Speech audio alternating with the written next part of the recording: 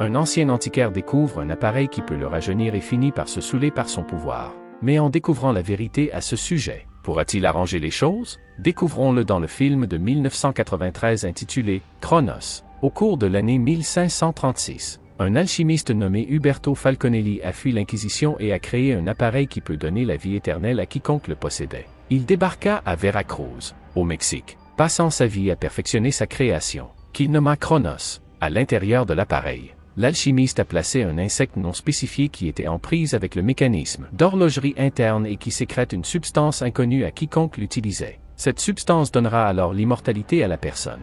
Une nuit de 1937, plus de 400 ans après la création de Chronos, un bâtiment s'est effondré et les sauveteurs ont découvert un homme à la peau étrange, aussi blanche que le clair de lune. Il était Uberto, qui a réussi à vivre toutes ces années, prouvant que Chronos lui a bien accordé l'immortalité. Cependant, comme la poitrine de l'alchimiste avait été mortellement percée, blessant son cœur dans l'accident, il a finalement succombé à sa mort. L'enquête sur l'incident a ensuite été menée et tout ce que les autorités ont trouvé dans la maison d'Uberto a été gardé secret. Il s'est avéré que l'alchimiste gardait un homme captif et recueillait d'une manière ou d'une autre le sang du pauvre homme. Après l'enquête, le manoir d'Uberto et toutes ses propriétés ont été vendus aux enchères. Mais Chronos n'a jamais été retrouvé ni répertorié dans l'inventaire des objets trouvés chez l'alchimiste. Pour cette raison, le dispositif d'immortalité a été considéré comme s'il n'avait jamais existé du tout. Des années plus tard, un vieux marchand nommé Esus Gris remarque un homme suspect regardant et vérifiant les étalages de son magasin d'antiquités religieux, ce qui le pousse à arrêter de jouer avec sa petite fille, Aurora, et demande à l'homme s'il peut l'aider avec quelque chose. Sans répondre à la question du vieil homme, l'homme méfiant sort de la boutique, laissant Esus confus. Puis il regarde l'affichage que l'homme mystérieux avait vérifié et découvre qu'il s'agit d'une figurine d'un archange. Par la suite, Esus continue de jouer avec Aurora jusqu'à ce que des cafards sortent de l'œil cassé de ladite figurine. Voyant les insectes, Aurora les tue immédiatement. Peu de temps après, Esus inspecte la figurine et voit un dispositif doré à l'intérieur. C'est le Chronos qu'Uberto a caché dans l'une des figurines qui se sont retrouvées chez l'antiquaire d'Esus. Regardant dehors, Esus voit l'homme mystérieux parler à quelqu'un au téléphone. Cet homme appelle Angèle de la Guardia Enterprises et l'informe de la figurine que l'homme mystérieux a trouvée dans la boutique de Esus. En entendant cela, Angèle se rend immédiatement chez son oncle Dieter en phase terminale pour lui faire signer une nouvelle ébauche de son testament en échange des nouvelles informations qu'il vient d'obtenir de leur informateur. Mourant d'envie de mettre la main sur la figurine qui contient le Chronos, Dieter ordonne avec délice à son neveu de se la procurer rapidement. Au début, Angèle refuse, pensant qu'il est fatigué de faire face à l'obsession de son oncle pour Chronos. Mais plus tard, il change d'avis lorsque le malade lui montre le journal d'Uberto. À cause de cela, Angèle se rend au magasin d'antiquités de Esus et achète la figurine pour son oncle sans savoir que Chronos n'est plus à l'intérieur de la statue. Alors que Esus enveloppe l'objet, Angèle joue avec Aurora et lui donne de la gomme, agissant amicalement autour de l'enfant. Quelque temps plus tard, Esus, qui n'a aucune idée de ce qu'est l'appareil doré devant lui, nettoie le Chronos. Lorsqu'il tient l'appareil et tourne son bouton, une sorte de jambe en ressort soudainement et se verrouille dans sa main lorsqu'il est activé. Dans la douleur, Esus retire avec force l'appareil, ce qui fait saigner sa main comme s'il se mordait les paumes. Alors que ses jambes rétractent son corps, il rappelle à sa petite fille de rester à l'écart de l'appareil, lui assurant également qu'il va bien. Puis il rentre immédiatement chez eux et trouve Mercedes, la femme de Esus, apprenant à danser à ses amis. En voyant son mari, elle s'excuse auprès des autres et s'occupe de la blessure de Esus. Elle demande ce qui s'est passé, à qui Esus ment, lui disant qu'il est tombé dans des éclats de verre brisés. Plus tard dans la nuit, Esus commence à se sentir bizarre et déshydraté, alors il va à la cuisine et boit de l'eau directement dans un pichet. Quand il voit la viande crue à l'intérieur du réfrigérateur, Esus ressent la soif de sang mais il la rejette. Dégoûté par l'idée qu'il consomme du sang cru, il ressent aussi un malaise et une immense démangeaison autour de sa blessure. Esus le gratte avec un ciseau et le mord même, mais rien de ce qu'il fait n'arrête les démangeaisons. Il s'avère que ce sont les symptômes auxquels le corps de Esus aspire. Chronos, une fois de plus, renonçant finalement à combattre la tentation, il laisse l'appareil sucer son sang pendant qu'il récite sa prière. Ce faisant, Esus a l'air tellement perdu comme un toxicomane prenant son vice. Pendant ce temps, Aurora entend le bruit à l'extérieur de sa chambre et décide de le vérifier. Voyant son grand-père dans les escaliers utiliser l'appareil, elle commence à s'inquiéter de l'état de son grand-père, mais Esus lui assure qu'il va bien. Le lendemain, Esus se sent beaucoup mieux par rapport à son état presque misérable de la nuit dernière. De plus, il a également l'air plus jeune et se sent en meilleure santé. Ses rides ont visiblement disparu et ses cheveux s'épaississent. Profitant de cela, Ezüs se rase la moustache et surprend sa femme avec son nouveau look. En regardant autour de lui, il ne voit pas Aurora à table. Alors il interroge sa femme sur leur petite fille, mais elle ne sait pas non plus où se trouve Aurora. À cause de cela, il se rend seul dans son magasin pour le trouver en désordre et a été saccagé. Alors qu'il est assis frustré, Ezüs trouve la carte de visite d'Angèle, qui est délibérément laissée sur son bureau. En voyant cela, une idée surgit soudainement dans son esprit quant à la raison pour laquelle les de la Guardia l'ont fait dans sa boutique. Il se rend immédiatement dans leur magasin portant une boîte où Angèle le salue joyeusement comme s'il ne lui avait rien fait de mal. Puis Angèle emmène Ezüs chez Dieter et les deux hommes parlent de Chronos. Dieter, qui a beaucoup de connaissances sur l'appareil, avertit Ezüs de ce dans quoi il s'embarque, lui montrant le journal d'Uberto. Dieter explique à Ezüs que l'appareil qu'il possède s'appelle Chronos et qu'il peut donner l'immortalité à une personne. Pourtant, il existe certaines règles strictes qui doivent être suivies afin d'atteindre une vie sans fin. Dans les écrits d'Uberto, Ezüs voit l'image d'un insecte que Dieter considère comme un filtre vivant. Il croit que les insectes doivent être les créatures préférées de Dieu. Par exemple, les moustiques peuvent marcher sur l'eau comme Jésus-Christ et il y a des fourmis et des araignées qui peuvent être ressuscitées même après être restées à l'intérieur d'un rocher pendant des centaines d'années. Confus,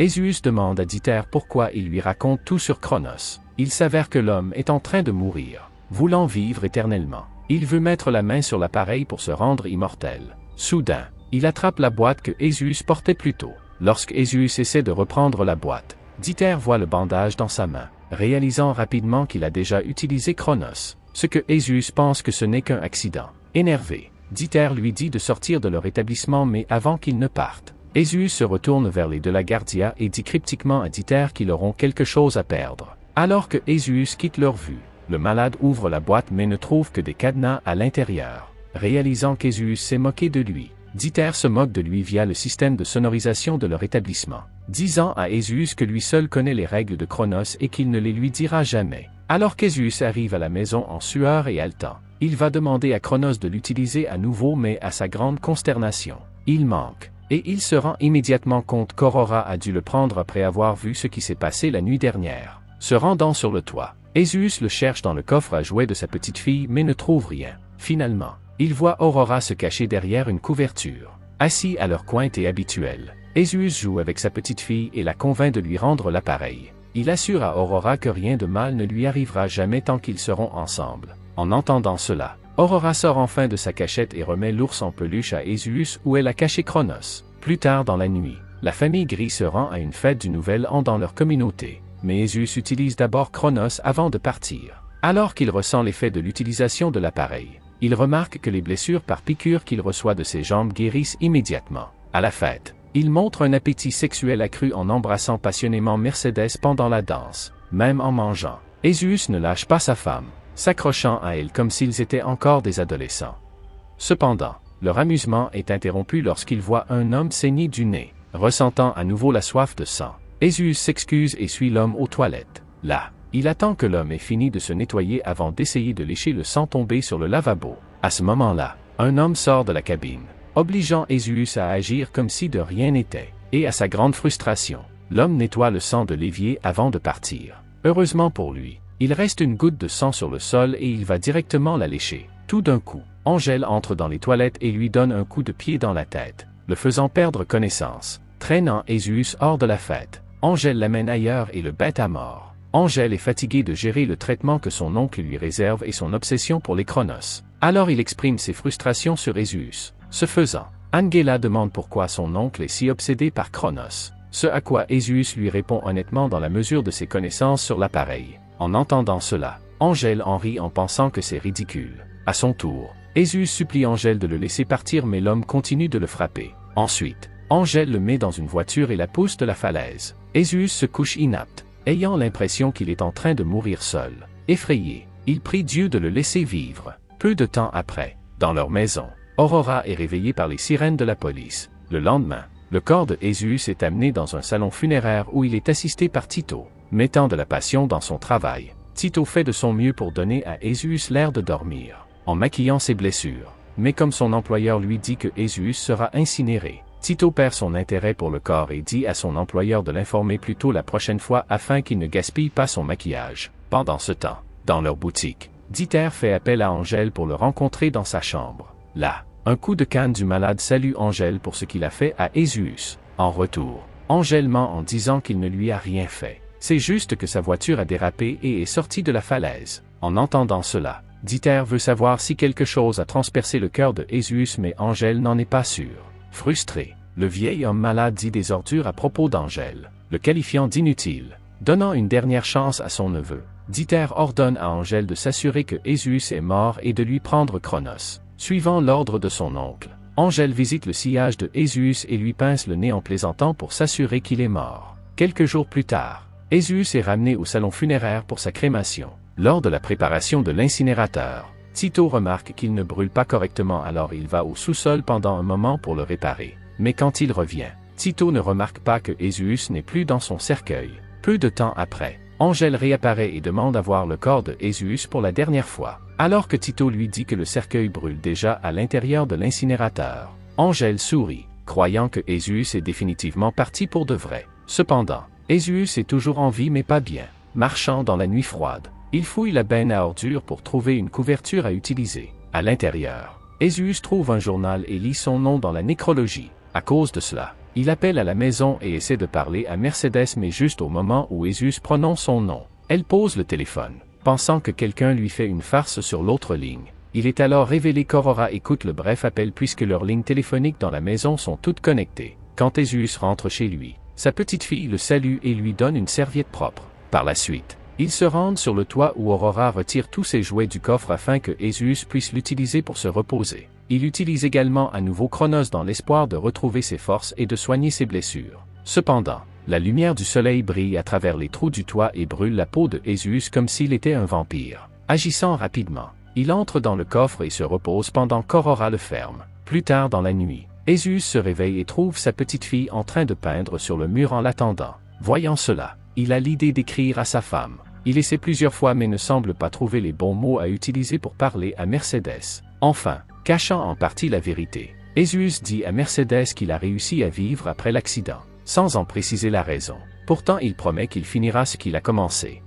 Tout ce qu'il souhaite, c'est que si tout est fait et qu'il parvient à vivre, elle puisse toujours l'accepter, peu importe à quoi il ressemble. Après avoir terminé sa lettre, Esuus la laisse à Aurore et la lui confie pour la donner à sa grand-mère. Il se rend ensuite à la boutique de la Guardia pour confronter Dieter sur toute la vérité sur Cronos. Mais à sa grande surprise, Aurora s'avère le suivre depuis leur maison. Esuus la gronde pour l'avoir suivi et chuchote, mais elle lui montre qu'elle a amené Cronos avec elle. Voyant cela, Esuus n'a d'autre choix que de suivre sa petite fille avec lui afin d'assurer sa sécurité. Il profite de la petite taille d'Aurora pour entrer dans la chambre de Dieter par la fenêtre de la nourriture et l'ouvre de l'intérieur pour permettre à Esuus d'entrer. Là, Esuus commence tranquillement à chercher le journal de Roberto pendant qu'Aurora fouine. Il ne remarque pas que Dieter s'est réveillé de son sommeil et voit ce que font Esuus et Aurora. Alors qu'Aurora tend à son grand-père la boîte qu'elle a trouvée, Esuus voit le journal de Roberto à l'intérieur. Cependant, alors qu'il parcourt le journal, il remarque que le contenu qu'il recherche est manquant. Soudain, Dieter s'exclame derrière eux en disant que Cronos a travaillé sur Esuus et l'a rendu immortel, mais Esuus ne devrait pas s'embêter à chercher les pages manquantes car il les a déjà mangées. En entendant cela, Esuus lui ordonne d'expliquer ce qui lui arrive en commençant par pourquoi sa peau est en train de pourrir. Mais au lieu d'une réponse concrète, Dieter enlève simplement sa peau, révélant une peau blanche sous sa vieille peau en décomposition. Il appuie alors secrètement sur un bouton qui appelle Angèle à monter dans sa chambre. Après avoir donné à Esuus un miroir pour qu'il puisse se regarder, Dieter lui dit qu'il est né de nouveau et qu'en échange de l'immortalité, Esuus dépendra désormais du sang humain pour continuer à vivre. S'il détruit Cronos, cela causera sa mort. Dieter convainc Esuus de ne pas le faire, disant qu'ils peuvent partager l'immortalité ensemble. Esuus se sent insulté et crie sur Dieter, déclarant qu'il ne veut pas vivre éternellement mais vivre en paix. Dieter sourit et révèle qu'il existe un moyen pour lui de mourir sans détruire l'appareil. Cependant, avant de dire à Esuus ce que c'est, il veut qu'il lui remette d'abord Cronos, remettant l'appareil à Dieter. Esuus est choqué quand il est soudainement poignardé à la poitrine, touchant presque son cœur. Voulant s'assurer qu'il va mourir, Dieter le cloue au sol et les deux hommes se débattent, sans que Dieter ne s'en aperçoive. Aurora ramasse sa canne et la balance à sa tête, le faisant s'effondrer sur le sol. Quand Esuus se lève, il exhorte Aurora à s'échapper immédiatement, mais en voyant Dieter saigner, il ne peut s'empêcher d'aller boire une gorgée. Peu de temps après, ils entendent l'ascenseur monter, indiquant qu'Angèle arrive déjà. Pour cette raison, les deux se cachent rapidement, de façon inattendue. Au lieu de s'inquiéter en voyant son oncle saigner par terre, Angèle se réjouit. Il met fin à la vie de Dieter en lui brisant le cou, affirmant qu'il souffre depuis longtemps à cause de lui. Le voyant distrait, Esus en profite pour s'approcher d'Angèle et le frappe avec la canne de Dieter. Puis lui et Aurora s'échappent sur le toit avec Angèle à leur suite. Acculé, Esus emmène Aurora à l'enseigne du magasin où se trouve un escalier de secours qui mène au sol. Alors qu'Angèle les rattrape, il lui fait face pour permettre à Aurora de s'échapper. À ce moment, Angèle commence à battre Esus, prenant le dessus, mais Esus se lève et dit à Angèle qu'il aura plus à perdre que lui dans ce combat. Il charge alors soudainement sur lui, les faisant tomber tous les deux du toit. Voyant cela, Aurora se déplace rapidement et se rend chez son grand-père pour utiliser Chronos sur lui.